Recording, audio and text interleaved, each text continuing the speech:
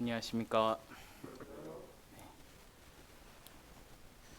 이 자리는 항상 긴장이 많이 되는 것 같습니다. 애를 보느라 컨디션이 좀 많이 안 좋아서 조금 언어 사용 간에 실수가 있어도 휴가 때문에 저러는구나 이해해 주시기 바랍니다. 네, 어, 너무 감사하게도 성도님들의 기도 덕분에 아기가 잘 태어났고 산모도 모두 건강합니다. 네, 원래 이 말씀을 좀 더 빨리 이제 대면으로 말씀드렸어야 됐는데 너무 늦은 것 같아서 매우 죄송합니다. 아기의 이름은 윤도영입니다. 네, 도는 길도자에다가 근데 여러분들이 아시는 길도자가 아닌 다른 길도자가 있고 그리고 영은 이제 길령할 때 영원하다 할 때 영자입니다. 그래서 아기의 이름의 뜻은 영원한 영생으로 가는 길 위에 서 있어라라는 뜻으로 제가 지었습니다. 어, 여러 부모님과 이제 장인 어른과 장모님한테도 이름에 대해서 혹시 좋은 의견이 있는지 한번 여쭤봤었는데 제 생각을 얘기하니까 다들 의견을 안 내시더라고요. 저도 좀 왜 의견을 안 내시지 했는데 향기 자매의 말을 들어보니까 그 얘기를 했는데 무슨 의견을 더 내냐고 거기서 의견을 내면 더 이상한 거 아니냐고 라고 해서 한편으로 또 이해가 됐습니다. 저는 도영이가 태어나서 지금 이제 한 달이 좀 넘었는데 말씀 가운데서 잘 저랑 성장할 수 있고 또 저와 향기 자매가 말씀으로 양육할 수 있도록 많은 기도 부탁드립니다. 오늘 성도님들과 나눈 말씀은 이 도용이라는 이름을 짓기 위해 성경을 묵상하던 중에 주님께서 저에게 주신 말씀을 나눠 보고자 합니다. 제가 좀 주제가 많이 단어만 들으면 좀 다소 무거운 주제인데 주님께서 저에게 주신 그 의미를 전달하도록 하겠습니다. 영생이라는 주제입니다. 네, 말씀을 찾고 말씀에 되도록이면 근거해서 말씀을 나누고자 하는데 그럼에도 이 영생이라는 단어 안에 함축되어 있는 뜻이 너무나도 많기 때문에 만약 제가 잘못된 설명을 하거나 잘못된 나눔이 있다면 꼭 수정해 주시기 바랍니다. 네, 이 영생에 대해서 성도님께서 아마 매우 잘 아시는 말씀이 있을 거라고 생각을 합니다. 바로 요한복음 4장 14절부터 16절입니다. 다 같이 한번 읽도록 하겠습니다.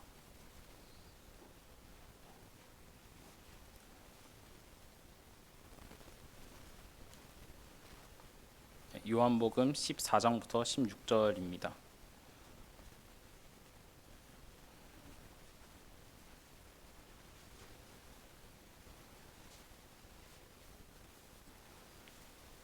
네, 다 찾으셨으면 같이 읽도록 하겠습니다. 하나, 둘. 모세가 광야에서 뱀을 든 것 같이 인자도 들려야 하리니 이는 제가 잘못 얘기했나요? 예, 3장. 제가 잘못 얘기했군요. 네, 이게 다 육아 네, 이해 부탁드립니다. 전 3이라고 썼는데 제정신이 아닌 듯합니다. 네, 3장 14절부터 16절입니다. 네, 다시 한번 다 같이 읽도록 하겠습니다. 하나, 둘. 모세가 광야에서 뱀을 든 것 같이 인자도 들려야 하리니 이는 저를 믿는 자마다 영생을 얻게 하려 하심이라. 하나님이 세상을 이처럼 사랑하사 독생자를 주셨으니 이는 저를 믿는 자마다 멸망치 않고 영생을 얻게 하려 하심이라. 네, 이 말씀을 보면 하나님께서 예수님을 이 땅에 보내시고 또 십자가에서 돌아가시고 부활하시고 승천한 목적이 나옵니다. 목적을 보시면 영생을 얻게 하려 하심이라고 적혀 말씀에 쓰여져 있습니다. 이 뜻을 조금 더 간단히 해석하면 우리가 이 세상에서 하루하루 허락된 시간들을 보내는 목적을 알려주는 겁니다. 그 목적이 바로 영생입니다. 제가 좀 특이한 질문을 성도님들께 드리고자 합니다. 혹시 성도님들께서는 영생을 하십니까?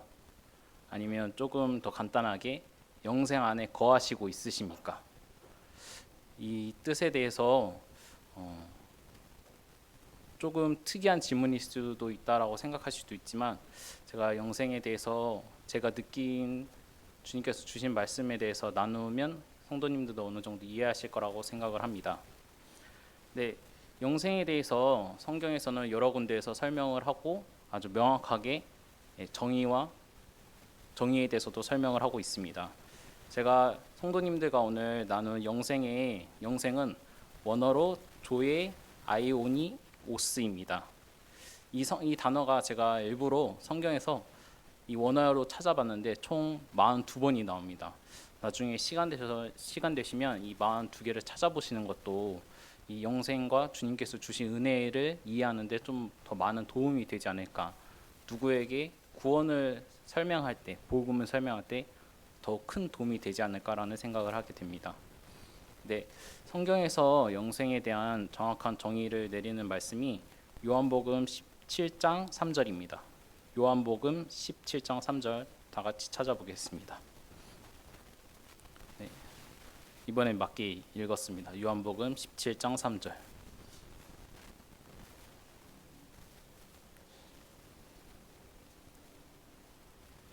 다 찾으셨으면 제가 읽도록 하겠습니다. 영생은 곧 유일하신 참 하나님과 그의 보내신 자 예수 그리스도를 아는 것이니라. 네, 여기서 아주 명확하게 영생에 대한 의미를 나타내고 있습니다. 영생은 곧 하나님과 하나님께서 보내신 예수 그리스도를 아는 것이라고 아주 명확하게 나와 있는데요. 또 요한복음 5장 20절에도 또 이런 말씀이 있습니다. 우리가 참된 자 곧 그의 아들 예수 그리스도 안에 있는 것이니 그는 참 하나님이시요 영생이시라.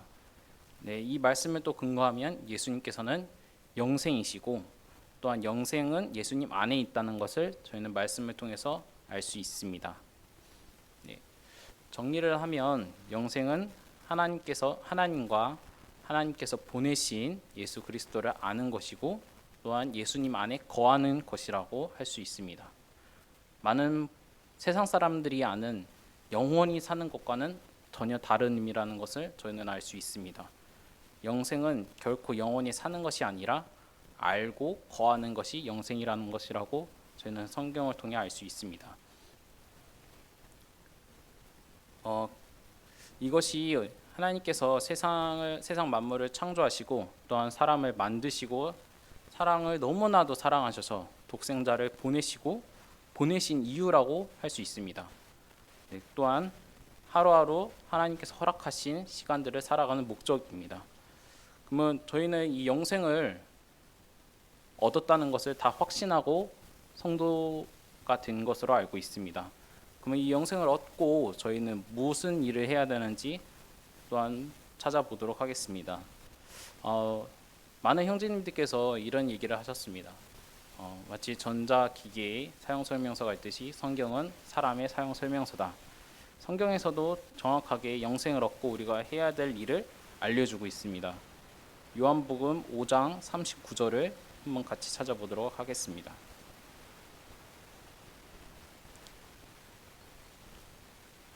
요한복음 5장 39절입니다.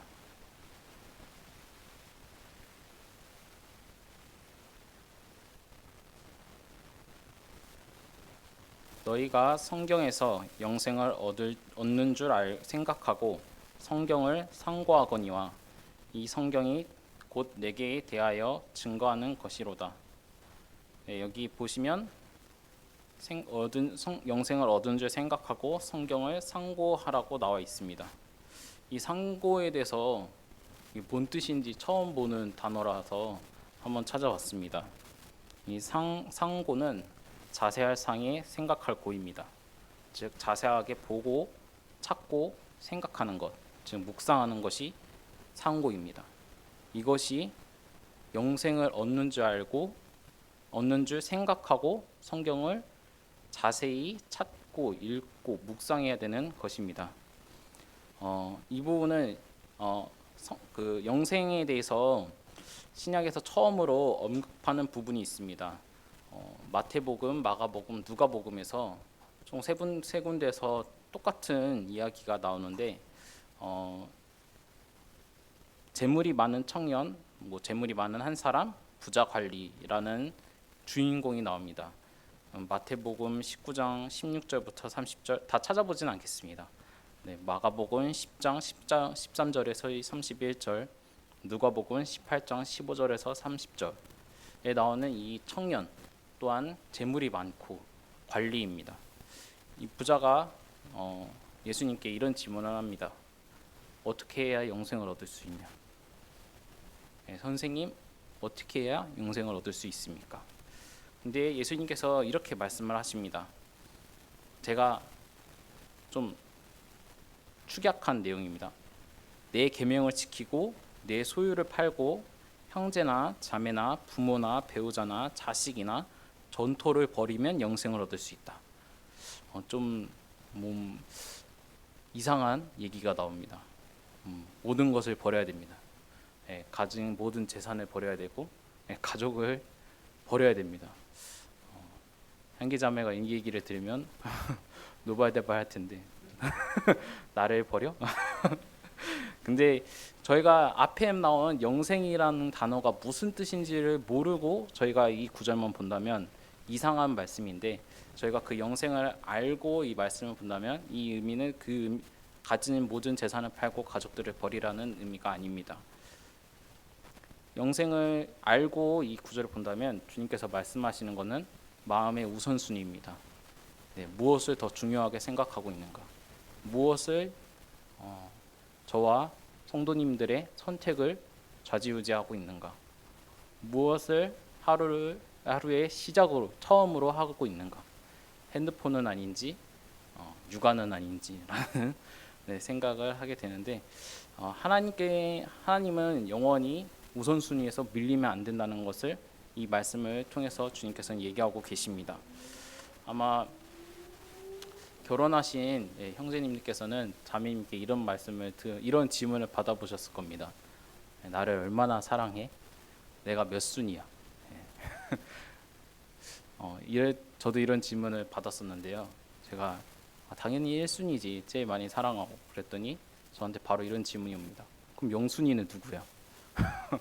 영순위라는 게 언제부턴가 생겼지 모르겠지만 영순위는 누구냐고 물어봤을 때 제가 나름 재치 있게 하나님이라고 얘기를 했습니다.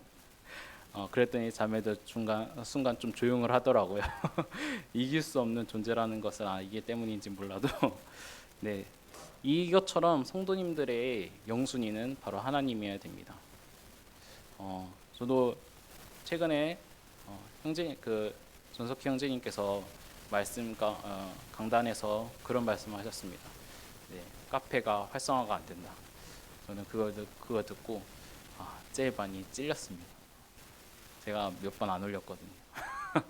근데 이게 참 읽으면서도 이 올리는 게 얼마 안 되는데도 그걸 잘 안 하게 되더라고요. 이런 얘기를 하면 성진님이 싫어하실 수도 있는데 이런 얘기를 했다는 거는 또 이제 잘하겠다는 의미라고 받아주시기 바랍니다. 그것처럼 성경을 읽고 성경을 상고하는 것, 그것이 1순위가 되어야 됩니다. 영순위가 되어야 됩니다. 혹시 여러분들께서는 오늘 일어나자마자 무엇을 하셨는지 생각해 보시기 바랍니다. 아니면 혹은 여러분들은 하루의 시간을 어느 곳에 제일 많이 소비하고 있는지 생각해 보면 직장인들은 어쩔 수 없이 일하는데 시간을 많이 쓸 수밖에 없습니다. 근데 일어나고 나서 제가 하는 거는 저는 핸드폰을 보고 있더라고요. 핸드폰을 보면서 별것도 아닌 뉴스를 보고 있고, 별것도 아닌 특히 요즘 정치가 어떻게 돌아가는지 보고 있고, 참 별 영생과 의미 없는 일들을 하고 있는 제 자신을 발견하게 되었습니다. 또한 어떻게 하면 육아를 잘하는지, 말씀은 안 읽어주고 말씀은 안 읽고 거기서 어떻게 해야지 트름을 잘 지키는지, 어떻게 해야지 애가 밥을 끊지 않고 먹는지, 이런 이런 검색만 하고 있는 제 자신을 또 발견하게 되었습니다. 처음에는 성경을 많이 읽어줬었는데 애가 울 때 성경을 읽어주니까 더 울더라고요. 이게 방법이 아닌가라는 생각을 잠깐 했었지만, 잘 때라도 좀 읽어줘야 되겠다는 생각을 또 하게 되었습니다. 이게 육아를 하는 게 저는 참 쉬울 줄 알았습니다. 그냥 뭐 알아서 크겠지. 제 생각은 저는 뭐 별 무탈하게 성장했다고 생각을 하는데, 이 한 달 좀 넘게 키워봤는데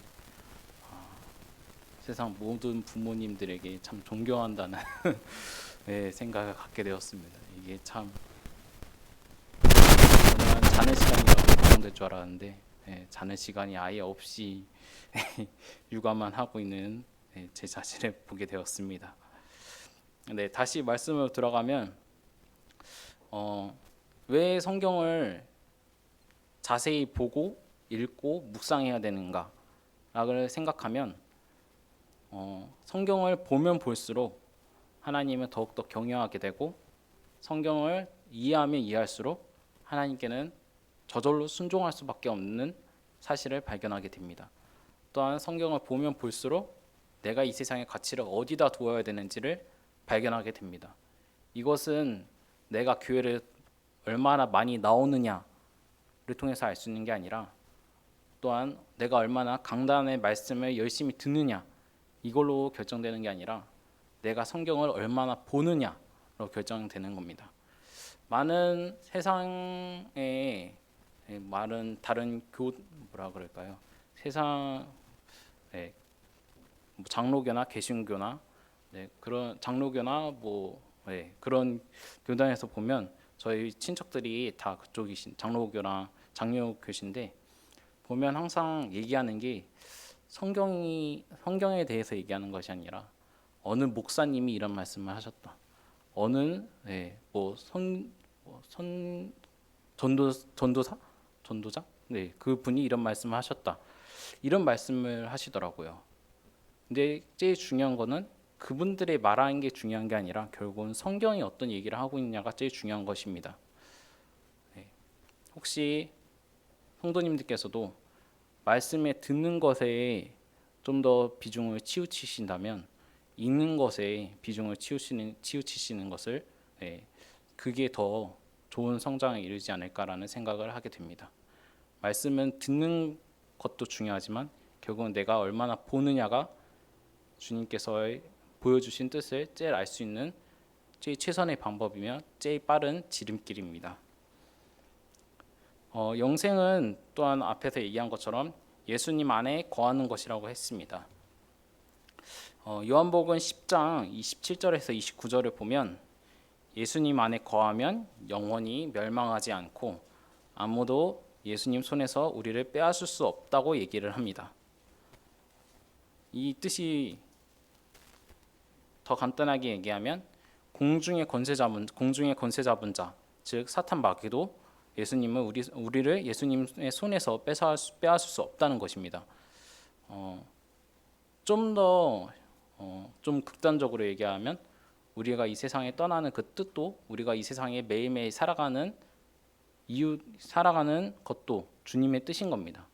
만약에 우리가 이 세상에서 주님께서 주신 뜻을 다 이뤘다면 주님께서는 당연히 저희를 불러가시겠죠. 근데 저희가 매일매일 살아가는 이유는 결국은 주님께서 저에게 주신 뜻이 아직 남아있기 때문이라고 생각이 됩니다. 또한 영생을 얻은 우리가 꼭 해야 되는 것이 있습니다. 바로 믿음의 선한 싸움을 해야 됩니다. 디모데전서 7장 12절에 나오는 말씀인데, 믿음의 선한 싸움을 하라고 합니다. 여기서 싸움은 육체적인 싸움이 아닙니다. 이 말의 다툼이 아닙니다. 세상 사람들과 감로을박하면서 너 얘기가 맞네, 내 얘기가 맞네, 이런 얘기가 전혀 아닙니다. 여기에 나오는 것 형용사가 믿음의 선한 싸움입니다. 즉 우리는 싸움을 할 때 무엇을 가지고 싸우냐면 믿음을 가지고 싸우는 것입니다. 성경을 가지고 얘기를 하고 말씀을 가지고 세상에서 선한 증거를 나타내는 것입니다. 언론이나 미디어에서 나오는 이야기를 갖고 뭐 교회는 원래 이렇다, 너네들 잘못 아는 거다, 뭐 아니면 세상에서 잘못된 얘기를 가르치고 있다, 이런 얘기에 집중하는 것이 아니라 이런 얘기로 싸우면 저희는 결코 세상 사람들이 이길 수 없습니다.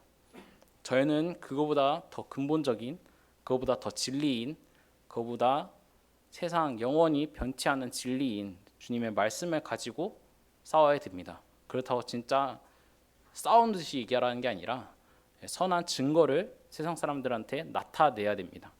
이것이 영생을 얻은 사람이 해야 될 일입니다. 특히 코로나가 나오고 나서 저도 많이 위축이 되는 것 같습니다.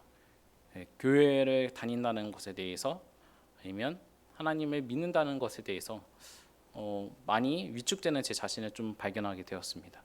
이게 세상의 흐름에 따라 저도 휩쓸려 가다 보니 이런 증상이, 이런 상태가 되는 것 같은데, 혹시 여러분들도 어떠하신지, 아마 특히 뭐 청년들이나 아니면 대학생이나 직장인들은 어쩔 수 없이 내가 세상에서 배운 지식과 아니면 사람들과 보내는 시간 가운데서 왠지 모르지만 이거를 좀 꺼려하는 상황이 발생할 수도 있는데, 이럴 때마다 더욱더 주님을 드러내야 된다는 생각을 이번에 하게 되었습니다. 우리는 결코 세상에서 나오는 지식을 가지고 싸우는 것이 아니라 성경에서 나오는 말씀을 가지고 전도를 해야 됩니다. 복음을 전해야 됩니다. 이것이 영생을 가진 우리가 해야 될 임무이며 우리가 해야 될 영원한 숙제라고 할 수 있습니다. 사도행전 13장 46절에서 52절에 보면 이런 예시가 선한 싸움의 예시가 잘 나오는 것 같습니다. 여기 보면 사울과 바나바 형제님께서 이제 유대인들에게 복음을 전합니다. 하지만 유대인들은 이것을 배척을 합니다. 돌로 때리려고도 하고 죽이려고도 합니다. 하지만 이방인들은 이것을 듣고 기뻐하고 하나님을 믿는 상황이 발생합니다. 비록 유대인들에게 핍박을 받고 유대인들에게 멀리하고 배척을 당하였지만 이방인들은 구원을 받는 모습을 보고 마지막 52절에 보시면 제자들은 기쁨과 성령이 충만하니라라고 이런 말씀이 나옵니다. 우리도 이미 영생을 얻은 성도입니다. 예수님의 손 아래 보호를 받는 성도입니다. 우리가 주님의 말씀을 전한다고 해서 세상에 배척을 받을지라도 우리는 전해야 되는 것이고, 한 생명이 구원을 받음에 우리가 모두 기뻐하고 우리가 그 기쁨을 서로 나눠야 된다고 생각을 합니다. 또한 그 한 생명의 구원을 받기 위해 저희 모두 힘써야 될 것 같습니다.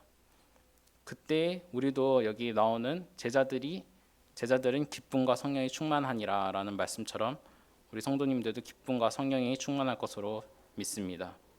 하지만 이 모든 전제가 있습니다. 그것은 바로 제가 앞에 말씀드린 영생입니다. 영생이 다시 한번 말씀드리면 하나님과 하나님께서 보내신 예수 그리스도를 아는 것이며 예수님 안에 있는 것입니다. 성경을 참고하는 것입니다. 성경을 자세히 보고 읽고 묵상하는 것입니다.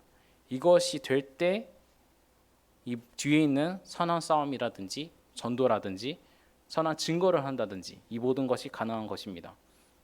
내가 말씀을 안 읽고 내가 묵상을 안 하고 내가 하나님을 알기 위해 힘을 쓰지 않고 내가 주님께서 주신 은혜를 위해 알기를 힘쓰지 아니한다면 그런 생각 가지고만으로는 절대 이룰 수 없습니다.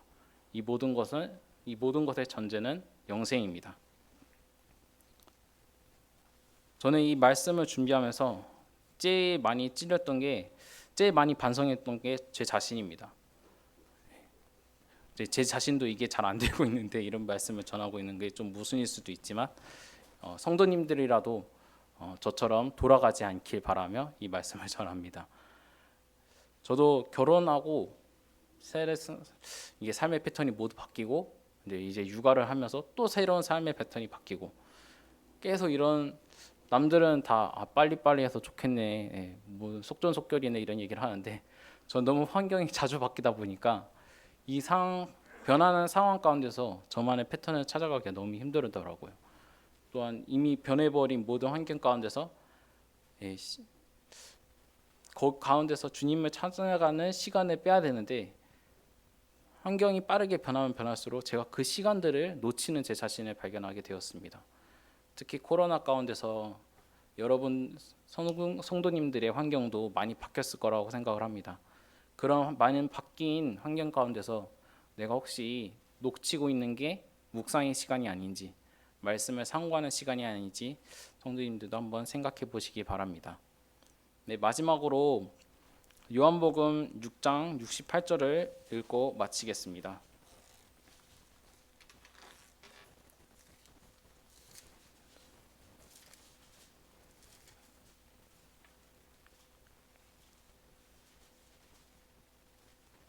네, 요한복음 6장 68절입니다. 네, 다 같이 읽도록 하겠습니다. 네, 시작. 시몬 베드로가 대답하되 주여 영생의 말씀이 계심에 우리가 네게로 가오리이까. 네, 여기 시몬 베드로의 이 말씀, 이 고백처럼 하나님의 말씀이, 영생의 말씀이 성경에 있습니다.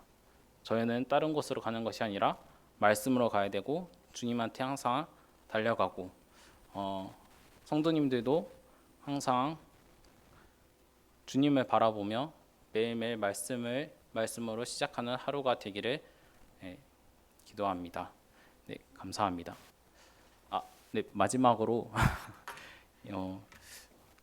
기도 제목이 하나 있는데 지금 도영이가 제 생각에는 큰 문제는 아닌데 사경이라고 목이 근육이 조금 비대칭적인 부분이 있다고 합니다. 그것 때문에 이제 재활 치료를 받게 되는데 이제 태어난 지 얼마 안 된 아기가 또 재활 치료를 받아야 돼서 성도님들께서 많은 기도 해주시면 감사하겠습니다. 네, 감사합니다.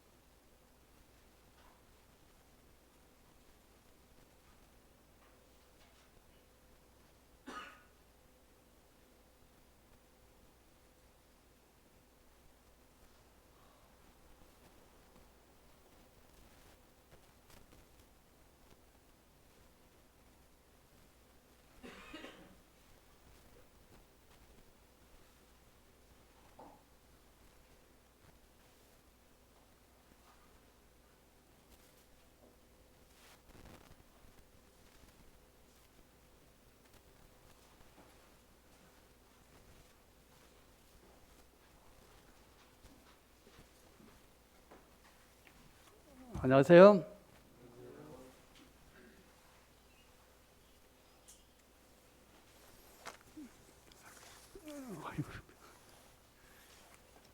요새 마스크 안 쓰는 게 더 이상해갖고요. 이렇게 참 이게 최면 걸린다고 그러죠. 그게 참 무서운 것 같습니다. 오히려 마스크를 안 쓰면 이상한 사람으로 보이고, 예. 뭐 특별한 말씀 교제한다기보다도 제가 요새 말씀을 보면서 누가복음 19장 에 문화의 비유가 있더라고요. 잘 아시죠? 예, 문화의 비유가 자꾸 왜 생각이 났을까? 이렇게 자주 보게 됐을까? 생각을 해보니까 뭐 저도 그렇고 성도님들도 그렇겠지만 이제 팬데믹 상황이 되다 보니까 과거 제가 한 30년 전에 뭐가 좀 환경이 어렵고 그러면 꼭 종말 그 사상이 좀 잘 들어오는 것 같아요.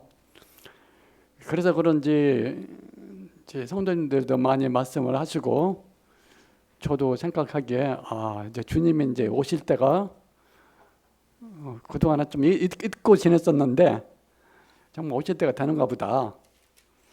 그러면서 주님이 오신다고 했으니까 분명히 오시는 건 맞잖아요.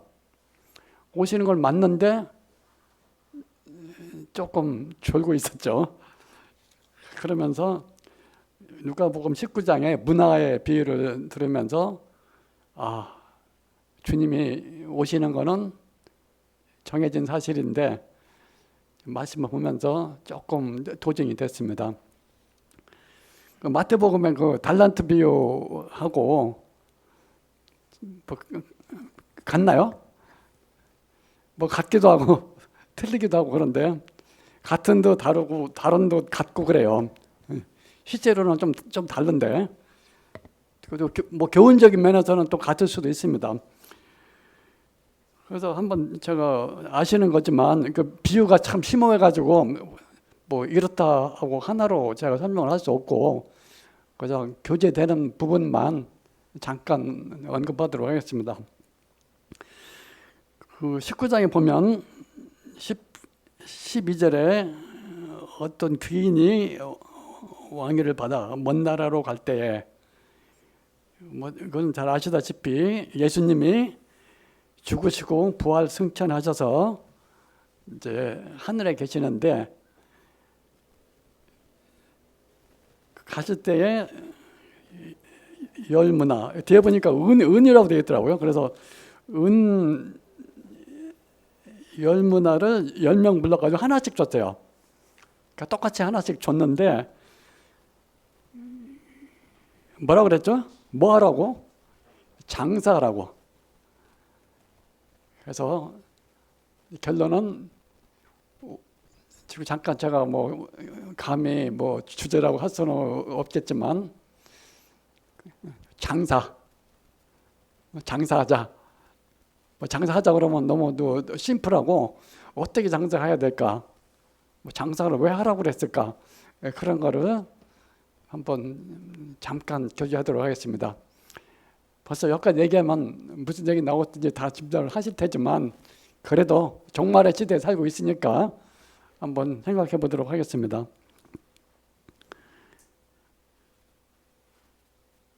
여기 보면 이제 그 몇 사람의 무대에 등장하죠. 귀인이 등장하고 그리고 그 백성이 나오고 그 종이 나오고 그렇게 등장을 하는데 15절에 보면 귀인이 왕위를 받아 이제 재림할 때에는 왕 중에 왕으로서 이제 재판장 중에 재판장으로 오시죠. 근데 이제 15절에 보니까 장사 갖고 종들한테 결산을 하죠. 그래서 첫째는 뭐 10명이면 10명 다 하나씩 불러야 되는데 여기는 이제 대표적인 그 케이스만 한 것 같아요. 그래서 그 첫째는 칭찬도 듣고 상급도 받았습니다. 그렇죠? 그러니까 칭찬도 잘 받고 상도 받았어요. 근데 5문화를 남긴 사람은 뭐 칭찬은 없는 것 같아요. 근데 보상은 받았어요. 상급이라고 하죠 보통. 근데 그 올바른 용어는 보상인 것 같습니다. 보상. 그러니까 첫째는 10문화를 남겨서 칭찬도 받고 상도 받고, 둘째는 5문화를 남겨서 뭐 칭찬했는지 안 했는지 모르지만 어떤 칭찬 얘기는 없지만 하여튼 상급을 받았습니다. 근데 이제 항상 그 초점이 되는 게 이제 그 마태복음의 달란트 비유도 그렇고 문화 비유도 보고 그 마지막 단이 항상 문제더라고요. 이 사람은 핑계를 댔죠. 예, 핑계를 댔고 그 책임을 주인한테 돌리고. 근데 이 사람은 칭찬도 없고 상도 없습니다.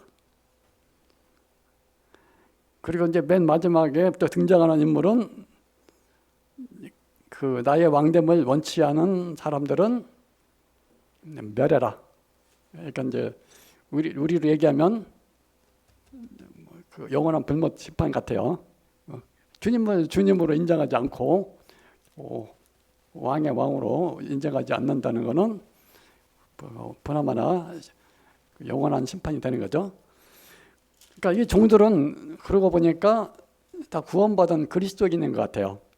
그래서 한 문화씩 줬다는 것은 일단 구원받으면 구원 전의 삶은 다 새로운 피조물로 이제 우리가 다시 태어나기 때문에 구원 전의 삶은 다 이제 주어진 거고 새로운 삶을 시작할 때에 주님께서 이제 똑같은 그 문화가 뭔지에 대해서는 이제 여러 가지 말이 있지만 뭐 여러 가지 있겠죠. 뭐 있지만 제가 볼 때는 믿음으로 사는 뭐 그런 거가 아닐까. 그리스도인한테 맡기는 게 그거 아니겠어요? 남은 생애를 나를 믿고 살아라. 뭐 그런 의미로 보면 믿음이라 볼 수도 있고 달란트 비유하고 조금 연관시키면 뭔가 주님의 귀한 거를 뭐 아주 장사 잘할 수 있게 하는 그걸 준 것 같은데 뭐니 해도 최고의 장사 뭡니까?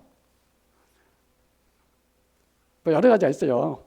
장사 내용이 여러 가지가 있는데 그래도 좀 중요성을 따져보면 천하보다 귀한 것이 그 사람의 영혼 생명이니까 아마 그 마태복음 마지막에 보면 그 너희들은 세상에 가서 복음을 전하라고 했잖아요. 그런 걸로 따져보면 또 복음일 수도 있고 여러 가지가 이제 있는데 어쨌든 간에 그 그리스도인은 삶에 있어서 주님께서 오실 때에 결산을 한번 본다. 그거 같습니다. 그러면서 생각난 것이 고린도서에 보면 그 공력을 붙여 가지고 금이냐 은이냐 나무냐 뭐 그거 시험하는 게 있죠. 그래서 그런 식의 그리스도인은 그리스도인으로서의 한번 결산을 주님과 1대1로 보겠구나 생각이 듭니다. 그거 생각하니까 이제 조금 저에게 도전이 되었습니다. 참 주님의 귀한 보혈로 영생을 주셨으면 남은 생애를 어떻게 장사를 잘해서 주님한테 참 칭찬을 들을까? 우리가 이 세상을 살 때 주님을 만나게 되면 제일 의로가 뭡니까? 여기 보면 뭐 넌 10곡을 다지려라 5곡을 다지려라 그것이 물론 기쁘겠지만 제일 뭐니 해도 제일 귀한 의로는 뭡니까? 주님의 따뜻한 한마디죠. 참 잘했다. 그죠? 그 한마디만 들으면 참 녹지 않겠어요? 제가 이제 그 춘향이와 이도령 그 얘기는 잘 아시겠지만 나중에 이도령이 이제 나중에 암행어사 출동해야 하면서 그 춘향이를 이제 부르잖아요. 그때 춘향이한테 뭐 얘기하겠어요?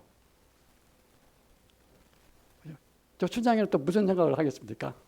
야, 나 이제는 이제 고생 끝났다. 나도 드디어 이제 한양 마님이 되는구나. 뭐 몸종 향단이는 물론이고 또 다른 몸종이 몇 명일까? 이렇게 생각할까요? 아니죠. 그 사랑하는 위도령한테 야, 너 고생 많이 했다. 이제는 나와 같이 살자. 그 한마디만 딱 들으면 뭐 싹 녹지 않겠어요? 그래서 우리가 그 어떤 상급을 바라고 이렇게 그 뭐 어떤 행위를 하는 건 아니지만, 그러나 주님께서는 분명히 저기 결산이 있기 때문에 그 상을 생각하고 그 신앙생활을 하라고 분명히 말씀을 하십니다. 그러니까 이제 구원받았으니까 이제 뭐 마음 편하게 뭐 성령이 이끄는 대로 할 마음이 생기면 하고, 없으면 좀 쉬었다가 뭐 이럴 것 같은데, 성경을 자세히 읽어보면 너희들이 그 상을 바라보고 열심히 일하라는 것이 군데군데 눈에 보이죠. 사도 바울도 내가 나를 기다리는 상이 있다 그러고, 아까 얘기한 그리스도의 심판대라 그러나 그 공력으로 심판한다, 그 얘기가 왜 나오겠습니까? 너희들이 사는 삶이 결코 헛된 것이 아니기 때문에 그것을 바라보고 내가 올 때까지 하나님 나라를 위해서 신앙생활 하라는 그 아니겠습니까? 계시록 마지막에도 나와 있잖아요. 내가 속히 오리라. 너희에게 줄 상이 있어서 내가 속히 오리라. 분명히 보상을 하니까 그거를 기다리라는 거죠. 그러니까 이 모든 뭐 행위로 상을 얻는 건 아니지만, 그 상을 바라보면서 그 너희들이 환난이 있었더라도 나를 기다리라. 나에게서 올 위로와 상을 기다리라. 분명히 내가 주겠다 하는 것은 정말 성경적인 내용인 것 같습니다. 여기 누가복음 19장에 보면 그 심판의 원리가 나오죠. 있는 자는 더 받고 없는 자는 있는 것도 뺏긴다. 나 그거 보면서 여러분 뭐 각자 뭐 해석이 다르겠지만 어떻게 해석합니까? 하나님이 그것도 너무 공평한 것 치고는 또 공평하지 않은 것 같잖아요. 심판의 원리가 그런 것 같아요. 있는 자는 더 받고 없는 자는 또 뺏긴다. 있는 것도 뺏긴다. 어떻게 해석을 하십니까? 뭐 여러 가지 뭐 분별이 있는데, 저는 이제 아까 얘기한 고린도서의 그 그리스도 심판대 뭐 아주 조금 이제 그 연장을 치면, 자기가 있다고 생각한 것까지 뺏기는 것이 아닌가. 자기 생각에는 이렇게 있다고 생각했는데 그것까지 뺏기는 것이 아닌가. 그 고린도서에 보면 공력을 불로 한번 태워본다고 그랬죠. 한번. 그래서 자기 생각에 나는 금이야 은이냐. 뭐 주님께서 사실 그 그리스도인의 생에 대해서 그 모르겠습니까? 다 알죠. 다 알지만 그 일부러 그렇게 여러 사람들 앞에서 본인도 알고, 그리고 다른 사람도 그 그리스도에 대해서 알 수 있게 아주 공평하게 한번 이렇게 한번 공력을 한번 이렇게, 그러니까 불한다니까 뭐 이렇게 뭐 어려워진다는 뜻이 아니라 한번 이렇게 자세히 한번 이렇게 정확하게 심사를 한다는 그런 뜻 같습니다. 그래서 나는 금이나 은이나 생각을 했는데 그것이 아니니까 그 사람은 손해본 것 같죠. 보면 해를 입으리라 되어 있는데, 해를 입는다는 것이 우리는 뭐 이렇게 뭐 얻어맞고 하는 그런 해가 아니라 그러니까 손해본다는 뜻이에요. 자기는 이걸 언약에 했는데 그 금이나 은이 아니라 지푸라기, 아니 나무였다는 소리죠. 그렇게 해석을 하면은 그런 것 같습니다. 아니면 있는 것이 또 무엇일까 하는 거 해석에 대해서는 이제 있는 것이 그리스도가 아닐까. 그리스도 자신을 뭐 예를 들면 사도 바울은 자기의 평생 소원이 주님을 아는 것이라고 그랬잖아요. 평생 뭐 영원한 세계에서도 뭐 영생은 아까 말씀드린 대로 유일하신 참 하나님과 그의 보내신 자 아들 예수 그리스도를 아는 것이라고 했잖아요. 우리가 영원한 나라에서도 영원히 그리스도를 알아가면서 함께 살 겁니다. 근데 그 그리스도를 아는 일에 대해서 그만큼 더 풍성이 아지 못하는 일이 생기지 않을까. 왜냐하면 그분은 주인을 오해했잖아요. 주님 수건에 싸줬던 거는 뭐 여러 가지 얘기가 있겠죠. 뭐 불리한 청지기처럼 살지 않고 그 주인의 성품을 오해해서 혹시 장사 잘못하면 장사하면 손해 볼 수도 있잖아요. 손해 볼까봐 뭐 이렇게 나는 그러니까 주인이 거두지 정확하게 뭐라 돼 있죠? 두지 않은 것을 취하고 심지 않은 것을 거두는 분이기 때문에 잠깐만 이거 원금도 잊어버리면 안 되잖아요. 그렇게 오해를 하고 저기 꼭꼭 싸맸던 것이 아닌가 생각합니다. 그런데 주님께서는 안 주시는 게 없잖아요.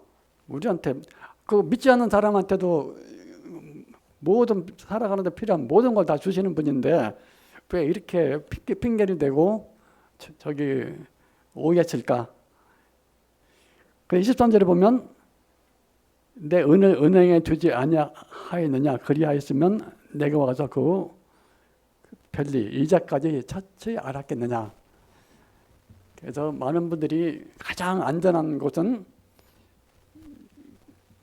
뭐 교회라고 해석을 합니다. 그러니까 네가 그렇게 못하면 교회에 와서 배우고 또 교회에서 하는 일이 많이 있잖아요. 또 전도도 하고 말씀 교제도 하고 최소한 교회에 와서 교회는 또 안전하게 또 그 장사를 해주는 곳이잖아요. 그러면 최소한 이자만큼의 상급이라도 받았을 텐데 너는 혼자서 이렇게 교회 구원받았으니까 그 성도들과 교제도 안 하고 또 교회도 하는 일에 참석도 안 하고 뭐 그런 분들 같아요. 보니까 왜냐하면 여기 분명히 나왔잖아요. 은행에 맡기기도 하라 이거죠. 내가 일을 안 하면 맡기기도 하라. 제일 맡기기 좋은 데가 교회 아닙니까? 교회에서 교제하고 또 교회에서 또 전도도 하잖아요. 전도할 때 동참하고 이러면 최소한 이제만큼이라도 상급이 나올 텐데 도대체 뭐했나? 그러면 저에게 도전이 됐다는 게 무엇이냐면 저는 10문화는 아니지만 5문화까지는 아니지만 게으르고 악한 종까지는 아닐 거 아니냐. 최소한 2문화, 1문화 정도는 남길 수 있겠지. 그런 삶은 살고는 있겠지. 하고는 제가 있지 않았나. 여러분도 그렇습니까? 최소한 악한 종 소리는 아니고 뭐 10문화까지는 제가 바라지 않지만 2-3문화 정도는 뭐 삶은 그런 삶 정도는 살고 있지 않을까. 거기까지 생각을 하니까 짜릿하더라고. 항상 중간을 좋아하잖아요, 제가. 중간 정도가 아니라 제 자신도 책망을 받을 수도 있지 않겠다. 그렇게 모르는 거예요. 난 최소한 한 문화는 그래도 남기겠지 이렇게 생각했지만 막상에 그 그리스도 심판대에서 공력으로 딱 이렇게 해보니까 부끄러운 경우. 롯이 그랬죠. 아브라함을 쫓아왔으면 끝까지 아브라함만 붙어 있어야 되는데 딱 보니까는 소돔과 고모라 땅에 그 에덴 동산 같이 좋잖아요. 그리고 자기도 이미 또 재산도 있겠다. 그래서 재산 갖고 가면 평생 노후 대책은 잘하고 살겠다 하고 갔잖아요. 가니까 뭐 거기는 뭐 음란하고 동성애가 심하고 또 거기서 한번 또 잡혀가기도 했잖아요. 또 그러지? 그래서 또 아브라함이 구출했는데 뭐 거기서 뿌리박고 살았더니 뭐 계속 눌려 있는 거죠. 이제 가정에 나중에 이제 드디어 소돔과 고모라에 유황이 내릴 때에 다 없었잖아요. 그 땅에서 벌어놓은 거 모든 재산 다 불로 타버렸잖아요. 그렇게 그냥 몸만 나온 거지. 불 가운데서 구원을 얻은 것 같다. 그죠? 미적 흐르 됐잖아요. 불 가운데 불로 그냥 다 자기가 그 땅에서 그 지상에서 쌓아놓은 건 다 태워버려 없어지고 하나님 앞에는 아무것도 없는 게 됐죠. 그러면서 이제 종말의 시대에 주님께서 오신다면 오실 거고 아니면 히브리서 말씀대로 한번 태어난 것은 사람에게 정하신 거죠. 구약 신명에 인수하신 대로 한 번 태어나서 죽는 거는 사람한테 정해진 거니까 주님이 오시기 전에 내가 갈 수도 있고 분명히 하나님께서는 그리스도인의 삶에 대해서 한 번은 결산을 하실 겁니다. 물론 심판의 그 죄에 대한 심판의 결산은 안 해요. 근데 한 번은 볼 거야. 왜 그럴까요? 그게 농부의 마음이에요. 농부의 마음은 자기가 심은 열매를 보면 보잖아요. 저희 친척 중에 이제 시골에 하시는 분이 계신데 그 별것도 아닌데 막 저기 가면 맨날 그 자랑을 해요. 못 심었다. 할 때마다 드러나 이제 심는 게 종류도 많아지고 그러면 이제 그 가을에 이렇게 만약에 20개면 20개 따면은 그 하나씩 보더라고요. 이렇게 닦으면서 이렇게 뭐 못난이도 있고 뭐 잘 나온 것도 있는데 닦으면서 이렇게 하나씩 그냥 우리 같으면 그냥 닦아서 그냥 뭐 공간에 넣으면 되는데 그렇게 농부의 마음인가 봐요. 그 열매 하나하나에 대해서 닦으면서 의미심장하게 보는 거죠.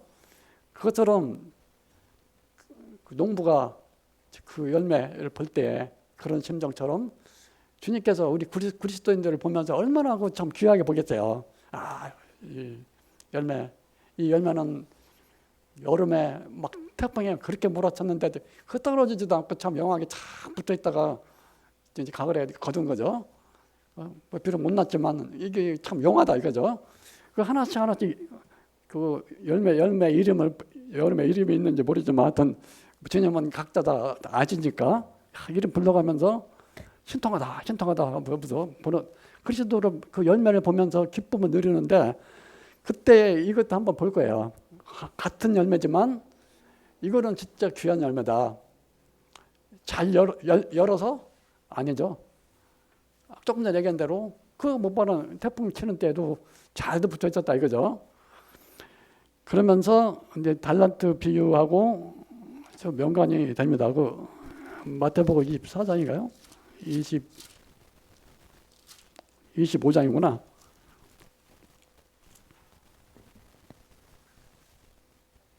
25장 14절에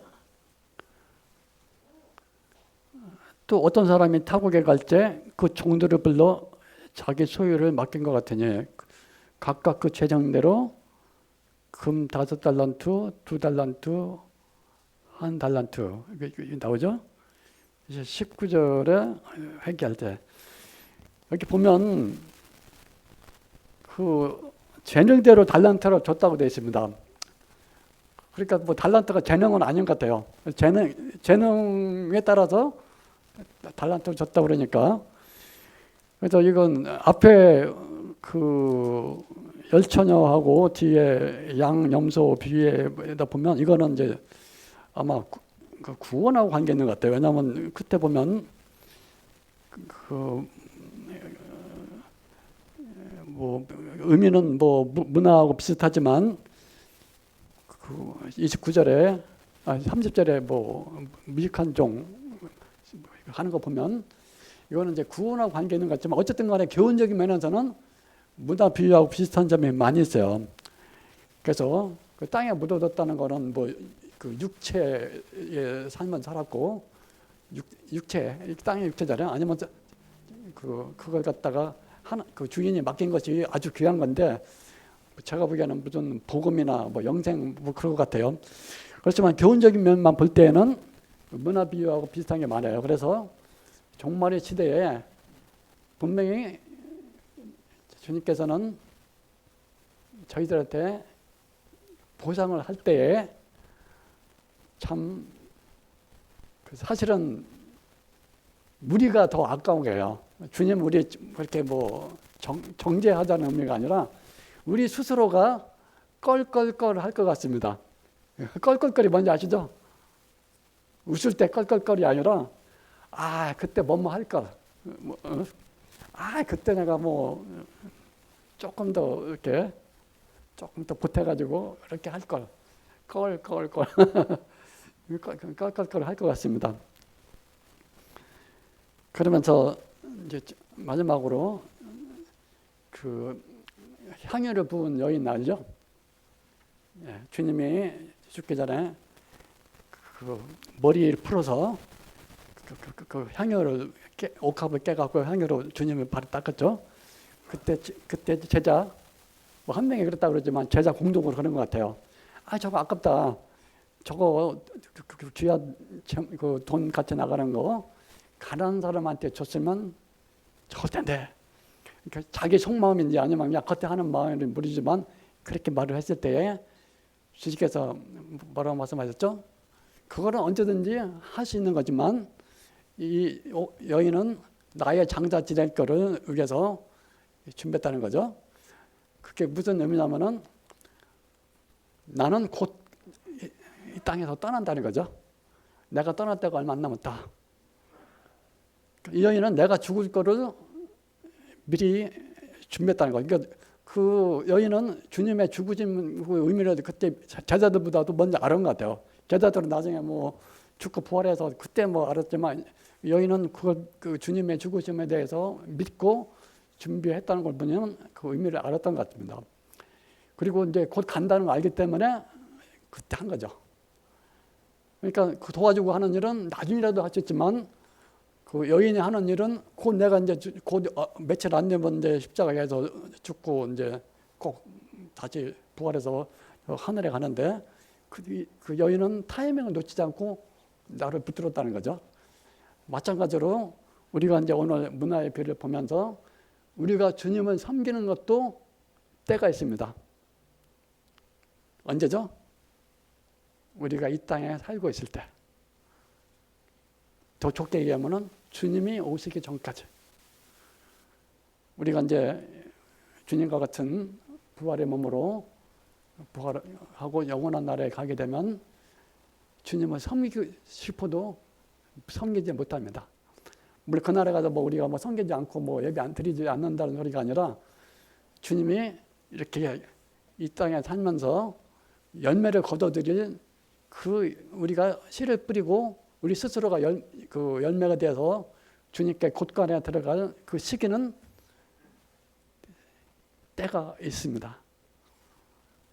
그러면서 옥합을 깨뜨린 여인처럼 우리 생각에는 그거 뭐 더 좋은 일도 있는데 주님은 그건 나중에 할 수 있다. 그러나 내가 있을 때만 할 수 있는 일이 있다. 이 여인처럼. 그리고 이 이야기는 복음이 전해지는 곳에 계속 전해질 거다. 여인의 이야기가 전해질 거라 했잖아요. 그것처럼 우리가 주님을 이 땅에서 섬기는 것은 참 이 땅에 우리가 마지막 호흡이 끊어질 전까지 아니면 주님이 오실 때까지만 거기까지만 가고 그 이유는 우리가 주님을 섬길 수가 이 땅에서는 없습니다. 그리고 보상받고 곧 다스리는 권세를 받는 그 보너스도 이 땅에서 있는 시간 안에서만 가능합니다. 그래서 저한테 도전이 됐기 때문에 여러분 다 아시고 계시겠지만 종말 시대에 한번 어떻게 하는 게 장사를 잘 남기는 건가 한번 각자 여러 가지 얘기는 이제 강단에서 말씀 나오니까 어떻게 하는 게 참 장사를 잘 남기는 건가는 각자 성경 보면서 묵상하시기 바랍니다. 답은 각자가 찾으시기 바랍니다.